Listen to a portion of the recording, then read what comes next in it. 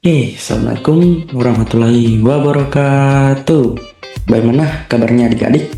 Semoga kita semua dalam keadaan sehat walafiat. Pada video tutorial praktikum kali ini kita akan membahas terkait konfigurasi firewall pada jaringan VoIP. Adik-adik, sebelum itu ini adalah peta konsep video pembelajaran teknologi layanan jaringan. Sebelum itu kita sudah melihat atau melakukan praktikum pada simulasi server switch dengan SIP. Saya jelaskan. Baik, ini adalah menjadi pintu masuk utama. Materi satu ini menjadi pintu masuk utama dalam layanan VoIP. Adik-adik akan diperkenalkan konsep cara kerja komunikasi suara berbasis IP dan short switch dalam perannya dalam jaringan komunikasi. Setelah melakukan simulasi server short switch dan SIP, kita harus tahu keterkaitannya pada materi kedua, yaitu konfigurasi server short switch berbasis PBX. Ini menjadi dasar adik-adik untuk melakukan konfigurasi PBX dan konfigurasi selanjutnya. Kita akan masuk pada materi ketiga, yaitu konfigurasi firewall pada jaringan VoIP. Setelah adik-adik melakukan praktikum simulasi server short switch dan SIP pada materi 1, kemudian dilanjutkan konfigurasi server short switch berbasis PBX pada materi 2, kita akan membahas terkait konfigurasi firewall pada jaringan VoIP pada materi ketiga. Di sini kita akan mengetahui terkait pengamanan sistem yang sudah berjalan. Pada tahap ini adik-adik akan mengatur firewall agar SIP tetap berjalan, medianya tidak terblokir, serangan jaringan dapat diminimalkan. Apa kaitannya dengan materi sebelumnya? Kaitannya yaitu pada materi sebelumnya itu melindungi konfigurasi PBX. Di sini akan menjamin koneksi ekstensi stabil dan layanan VoIP aman dan andal. Kemudian kita masuk pada bagian tahapan-tahapan video. Yang pertama, ini peta konsep saya sudah jelaskan tadi, dan kemudian ada alur video pembelajaran yang saya sedang jelaskan pada video ini. Kemudian selanjutnya ada penyampaian tujuan pembelajaran. Setelah itu ada penjelasan konsep terkait materi praktikum yang akan kita lakukan. Kemudian alat dan bahan yang perlu kita persiapkan, di mana alat dan bahannya itu akan saya sajikan dalam bentuk gambar topologi dan topologi yang kita akan gunakan. Kemudian kita akan masuk pada langkah konfigurasi video tutorialnya. Setelah itu kita akan merefleksi hasil praktikumnya. Kita akan melihat hasil praktikumnya dan bagaimana kaitannya dengan video pembelajaran selanjutnya. Dan selanjutnya yaitu ada evaluasi atau latihan soal. Kemudian selanjutnya capaian pembelajaran, dan yang selanjutnya yaitu pengantar video berikutnya, dan yang terakhir yaitu penutup. Kita masuk di bagian tujuan pembelajaran. Di sini ada 4, silakan dilihat adik-adik. Ini adalah tujuan pembelajaran pada materi konfigurasi firewall pada jaringan VoIP. Yang selanjutnya kita akan masuk pada penjelasan konsepnya. Sebelum kita melakukan konfigurasi atau praktikumnya, adik-adik harus mengetahui apa itu firewall. Firewall. Adik-adik, firewall itu salah satu komponen paling penting dalam keamanan jaringan. Ini berfungsi sebagai pengendali lalu lintas data berdasarkan aturan tertentu.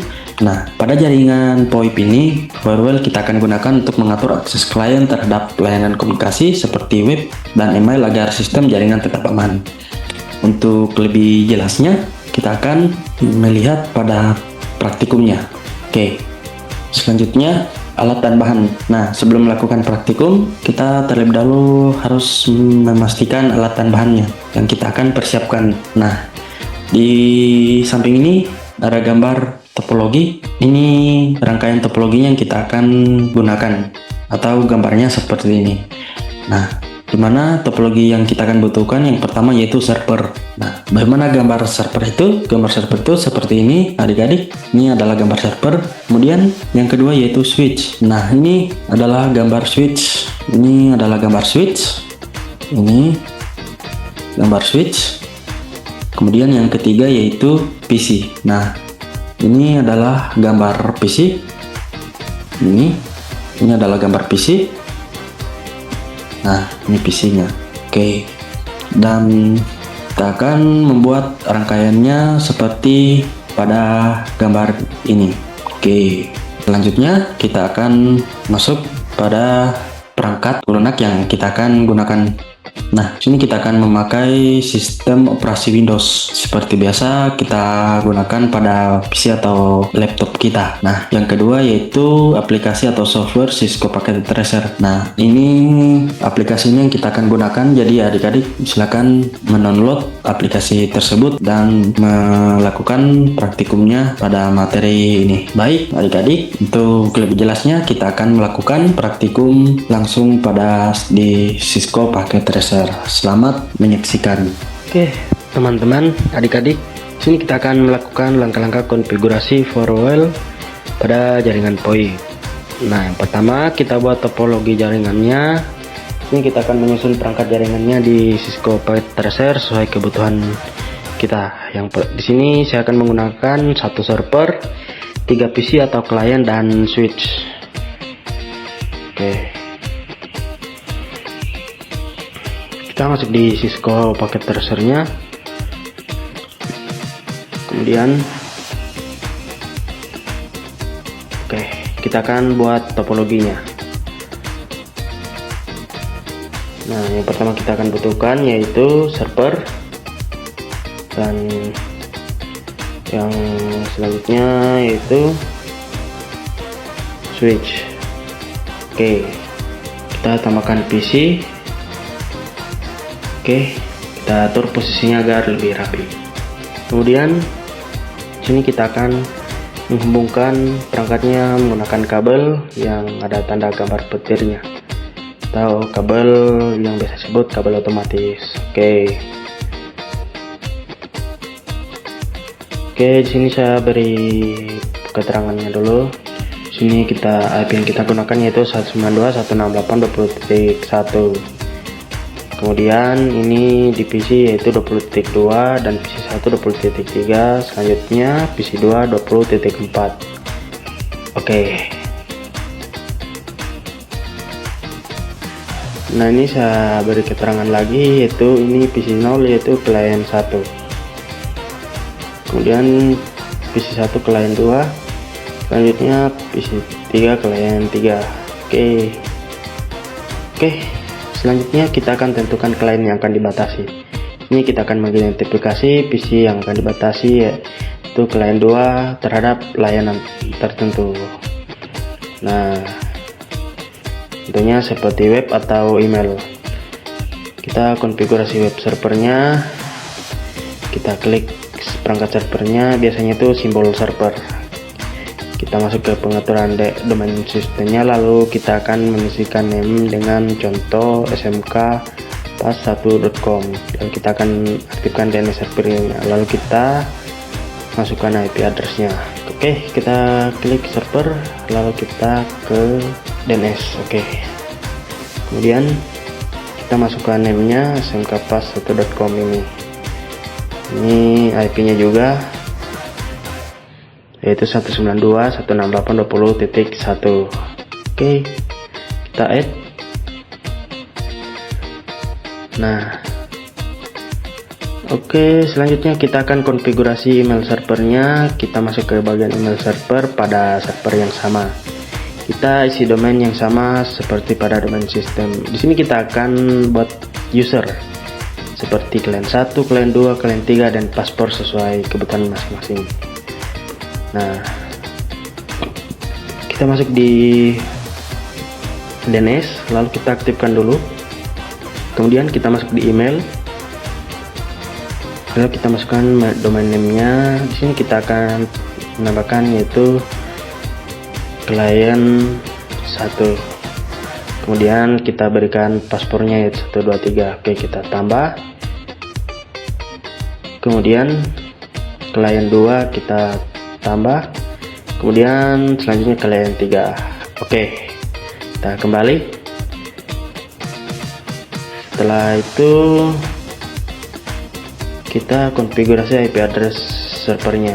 Pastikan semua IP address IP di server sudah diisi dan benar sesuai skemanya yang digunakan. Oke, kita ke desktop, lalu kita ke IP konfigurasi, kita masukkan saja static, kita masukkan IP nya. Nah, ini subnet masknya. DNS servernya itu 20.1 dengan IP server. Kemudian kita konfigurasi IP pada semua PC. Kita masukkan IP addressnya pada PC sesuai dengan segmen jaringan yang telah ditentukan. Kita masuk di desktop, lalu ini IP-nya 20.2, subnet masknya otomatis, defaultnya itu 20.1, yaitu alamat IP servernya. Nah, ini juga pada PC 1 20.3, kemudian defaultnya 20.1. Oke, kita masuk lagi ke PC 2, kemudian 20.4 IP-nya, lalu defaultnya sama IP servernya. Oke, ini sudah kita lakukan konfigurasi. Di sini kita akan konfigurasi email di semua PC. Kita masuk ke setiap PC, lalu buka email, kemudian kita konfigurasi menggunakan setting yang sama seperti di server. Lalu kita simpan konfigurasi ketika selesai. Nah, ini kita masuk di PC, lalu kita klik email, kita masukkan username-nya yaitu client 1. Oke, nah emailnya yaitu client 1. Kita lihat di DNS. Oke, email name-nya smkpas1.com. Kita ke PC, kita masukkan smkpas1.com, incomingnya juga sama, username-nya yaitu client 1, passwordnya 123 seperti tadi. Oke, kita kembali, kemudian kita masuk di email, lalu kita buat client 2 nya, emailnya yaitu client 2@smkpas1.com. Oke, nah ini kita masukkan username-nya juga yaitu client 2 ini, dan ini passwordnya 123. Kita save. Nah, kita lakukan yang sama pada email di PC 0. Kita coba konfigurasi dulu. Oke, kemudian kita ke PC 2 atau client 3, kita klik email, lalu kita masukkan username-nya yaitu client 3, emailnya client 3 @smkpas1.com. Oke, incoming dan outgoing-nya sama, smkpas1.com. Nah, ini kita masukkan username-nya client 3 dan passwordnya 123. Oke, kita save. Oke, kemudian kita cek web browser pada setiap PC, apakah kita tes akses web server dari semua PC untuk memastikan konfigurasi IP-nya dan servernya sudah benar. Kita masuk di web browser. Oke, lalu di sini ini tampilannya. Kita akan masukkan http://smkpas1.com, ini sudah berhasil. Lalu sama seperti tadi, kita masukkan alamat webnya. Oke, ini sudah berhasil. Nah, ini juga kita coba masukkan di client 3 apakah berhasil. Oke, ini sudah berhasil. Nah, sini kita akan konfigurasi firewall di server. Lalu kita masuk ke fitur firewall di PC server. Kita tambahkan aturan firewall dengan cara add untuk setiap PC. Ini ada langkah-langkahnya, silahkan dilihat teman-teman. Oke, kita masuk dulu di server, lalu di sini kita akan ke email. Maaf, kita ke desktop, kita cari firewall. Oke, kita masuk, kita lihat ini fase Ethernet 0. Oke, sudah betul. Lalu kita masukkan actionnya yaitu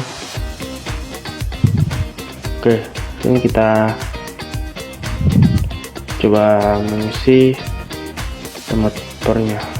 Di sini kita pilih dulu Denny. Nah, ini protokolnya kita pilih IP, Kemudian remote IP-nya kita masukkan IP-nya 192.168.20.3. Oke, kita masukkan remote IP-nya 000. Kita coba set dan add. Oke. Nah, ini kita pilih allow optionnya, remote IP-nya kita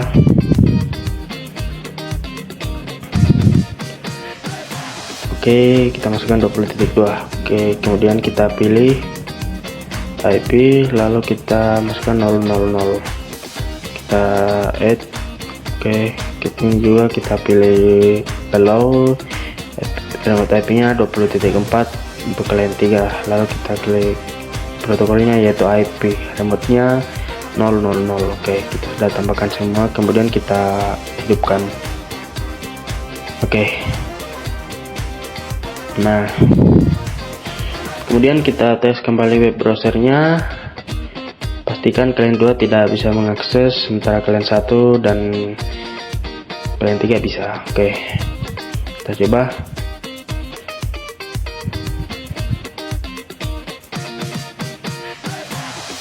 Oke, kita masuk di web browser. Nah, ini kalian 1 bisa. Kita coba kalian 2 web browser.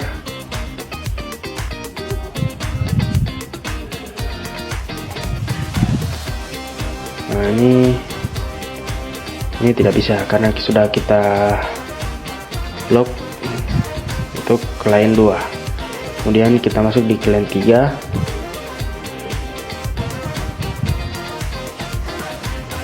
Oke, kita coba.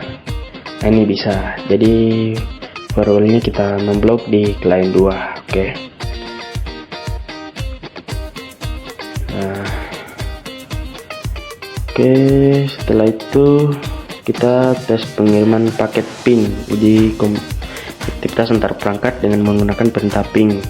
Tujuannya yaitu untuk memverifikasi apakah perangkat masih bisa saling berkomunikasi dengan aturan firewall. Oke, kita ke server sudah ini bisa. Kemudian dari PC ke server. Nah, ini file. Ini kita blok. Nah, ini bisa. Berarti klien 2 yang kita blok. Oke. Tujuannya yaitu untuk mengkonfigurasi firewall pada jaringan VoIP atau memblokir akses jaringan yang kita tidak inginkan. Oke, di sini. Oke, baik, kita sudah sampai di refleksi hasil praktikum. Nah, tadi kita sudah melakukan praktikum terkait konfigurasi firewall pada jaringan VoIP. Nah, di sini kita akan melihat gambar yang tampil, yaitu yang ini. Akan dilihat, ini adalah gambar hasil dari konfigurasi tadi. Nah, jadi yang pertama yaitu PC1. Nah, PC1 itu statusnya terblokir. Di sini kita memblokirnya agar tidak bisa mengakses pada PC2 dan PC0. Nah, ini adalah salah satu bukti dari keamanan jaringan atau firewall. Jadi PC1 tidak bisa mengakses kedua PC tersebut. Nah, kemudian PC2 itu statusnya allow. Nah, allow itu berarti diizinkan oleh keamanan. Jadi bisa mengakses di mana saja. Nah, kemudian yang terakhir yaitu PC0 statusnya allow. Jadi PC0 tetap bisa mengakses ke PC2, tetapi tidak bisa mengakses pada PC1 karena statusnya terblokir. Nah, jadi hasil ini menegaskan bahwa aturan yang diterapkan mampu mengendalikan akses jaringan secara tepat dan terarah. Oke. Nah, baik, selanjutnya adik-adik silakan melihat evaluasi atau latihan soal praktikumnya. Sini terdiri dari 5 nomor, silakan dikerjakan sesuai video tutorial konfigurasi firewall pada jaringan VoIP tadi. Oke, selanjutnya kita ke capaian pembelajaran. Setelah menyelesaikan evaluasi, adik-adik dinyatakan mencapai kompetensi jika dapat menunjukkan hal-hal berikut. Nah, ini terdiri dari 4, silakan dilihat. Kemudian kita ke pengantar video berikutnya. Nah, sini kita sudah sampai pada tahap terakhir konfigurasi firewall pada jaringan VoIP. Nah, pada video berikutnya kita akan bahas kembali terkait konfigurasi ekstensi dan DL plan pada server switch. Materi ini berfokus pada pengaturan nomor ekstensi, pemetaan alur panggilan, serta pengelola komunikasi antar pengguna. Nah, berikut gambarnya, silakan dilihat. Ini adalah gambarnya. Nah, ini nomor-nomor ekstensinya. Contohnya seperti ini. Nah, jadi untuk lebih jelasnya silakan dilihat pada video selanjutnya. Oke, yang terakhir terima kasih telah menonton video tutorial kami. Semoga video tutorial ini bermanfaat bagi adik-adik siswa-siswi. Terima kasih, tetap jaya dalam tantangan. Assalamualaikum warahmatullahi wabarakatuh.